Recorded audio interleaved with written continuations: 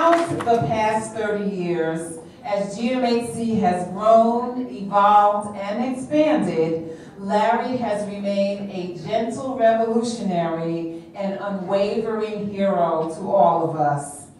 It is with outstanding pleasure to present to you Dr. Larry Mass. I'm 65 next week, and my memory is no longer so sharp. But I do remember those early days when GMHC was entirely about its volunteers and their work. I remember the endless stuffing of envelopes with their smudges from my fingers and the dryness of my mouth from so much licking. Oh, I heard a smirk. I heard a whole bunch of smirks. Okay, uh-oh. All right, well, I don't even think they make those stamps that you lick anymore, do they? No, okay. All right, I guess enough about the licking, right? Okay. So, now some of the most vivid images of early volunteerism are captured in Larry Kramer's play, The Normal Heart, currently enjoying a sensational revival on Broadway. Larry Kramer, of course, was the principal and guiding force behind the establishment of GMHC. He was a visionary with what in those days seemed impossible dreams, of sea changes in gay life, of waging war on discrimination, injustice, and apathy, of epic battles for services, research, and treatment. He will always deserve a lion's share of the credit for GMHC's founding early organization and for the brightness of its star. This play, written before HIV was even identified, before the cause of AIDS was known with certainty, recalls as nothing else does the dread, pain, confusion, anger, suffering, courage, and humanity of our early gay men's health crisis. Whatever the past conflicts between Larry and GMHC,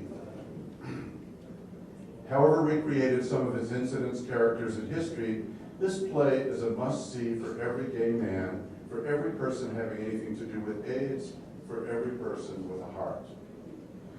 I also want to mention here my own involvement, because the work of GMHC became all about people doing what they could in the absence of certainty of exactly what was needed.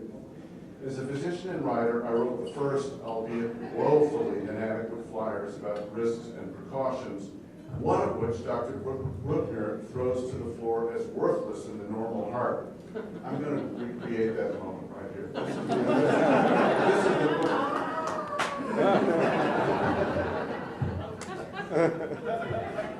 I just got a pain in my hip. Okay.